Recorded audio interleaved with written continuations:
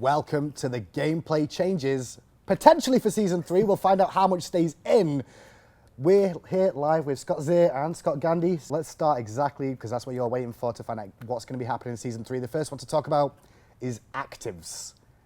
We're going to be doing the Oprah treatment, right? Everybody gets actives. You get an active, I get an active, and I don't have to pay for them. Yeah, you know, it was interesting when we talked about the systems that we'd want to kind of overhaul for Season 3. Active items was very much at the top of the list. I think our users kind of know that we've struggled a little bit, I think, balancing them through the course of this season. But one of the things maybe our users don't know is that they actually have a very poor buy-through rate among our casual population. I mean, a lot of people view it as vital to actually play the game, but then there's people that aren't buying them. That's right. Actually, the majority of our players don't pick them up. And we spent some time talking to those players about why that is. Some of the players feel like if they're already behind spending money, that gets them more behind. That's or true. Maybe they don't know how to use them more effectively. But either way, this was a major system that we just saw not getting enough play and that we wanted to go back and revisit and change. So we're looking at potentially giving everybody a starting active at the beginning of the game that you can choose yourself? Yeah. So one of the things we've done actually is we've renamed them from active items, which is a little bit confusing to some newer users, to just calling them trinkets. Right, okay. And basically, trinkets are now free. You get your first trinket at level 1. You just grab and pick the one you want. And then at level 12, you get to get a second trinket. Oh.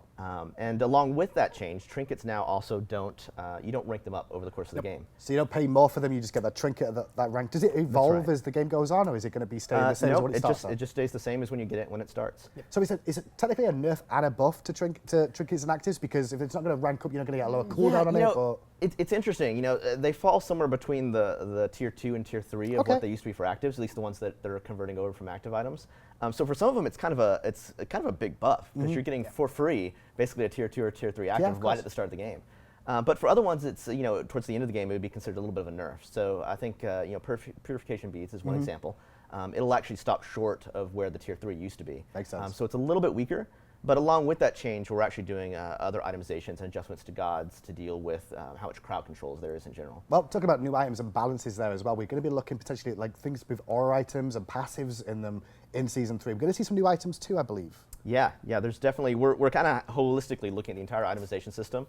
There's new items, there's pretty big changes to existing items. We kind of have an emphasis too on looking at items that we think over the course of SMITE's last 2 years have gotten a little bit bloated. Okay, now we're looking, it appears we're going to be rebalancing a lot of the gods to look at trying to get strategies going. Is that right? Like team strategies are going to be changing? Yeah, I think one of the things that we're looking at is obviously, doing a big change to itemization is going to affect very heavily where gods sit. So there's some adjustments we're going to do based on that. Yeah. However, I think when you look at kind of the meta strategy of the game, one of the things we want to do is to better focus gods and teams on whether you're building compositions for kind of early, middle, or late game. Right, okay.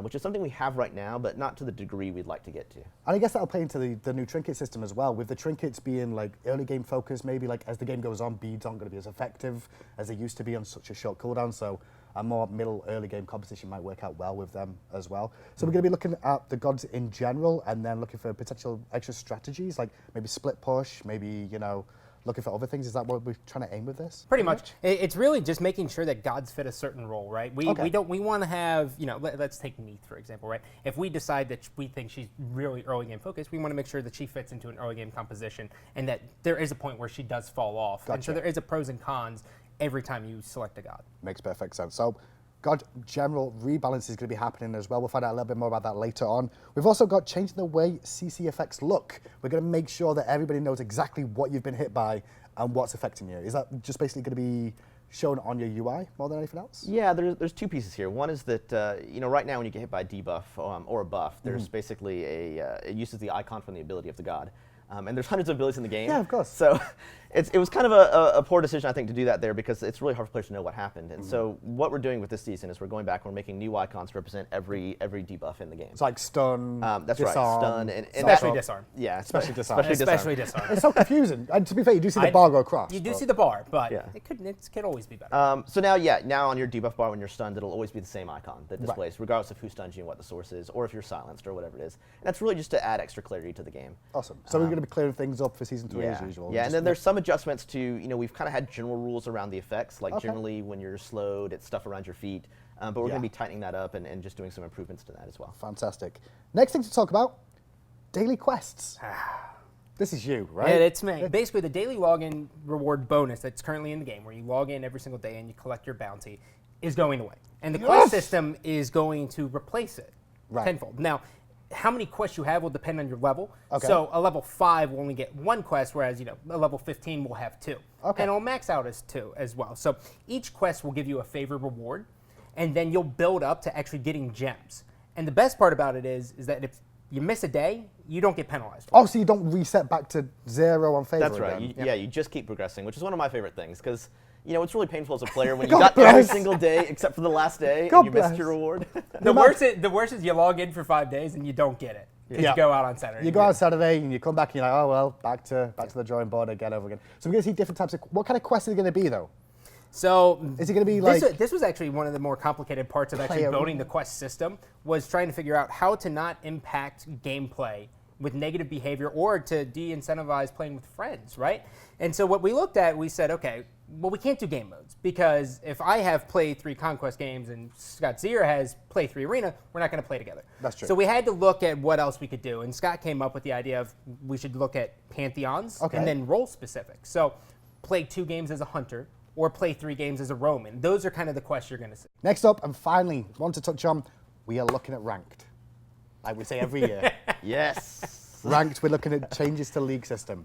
You can't go too much in depth now, I understand completely, but we're looking to try and change the way matchmaking is going to work and how you get seeded and what division you start in. Yeah, I think there's a couple of big announcements we can't talk about now. Okay. I think as we've said before when we talked about Joust, we are actually doing a Joust League. That's 3v3 Joust. Hey. Yeah. Okay. So 3v3 Joust League, we're very excited about that. You will be able to actually take 2 friends in with you, so you can just play with friends on your side. Full 3v3 full 3 people. team up. So that's we're pretty excited about that. Joust is a popular mode, and the new map's going to be fantastic. So it's gorgeous. But what we can say we're doing is there is going to be a soft reset that happens going to League, and all players are going to requalify for the next season. Right. Okay. So you will see your position and placement be adjusted, and we'll have more details along with that and some of the adjustments that are going on a little bit later. It's all in the talk at the moment. That's the big reason here. Nothing's finalized just yet, so we can't say exactly how it's going to go down, but you are looking at it. That's right. Finally, again, after season 2. Finally. Thank you so much for joining me, Scott, and Weaker Scott. We will be back, obviously, with more future changes. Keep an eye out for the videos for that. This was the end of gameplay changes for season 3.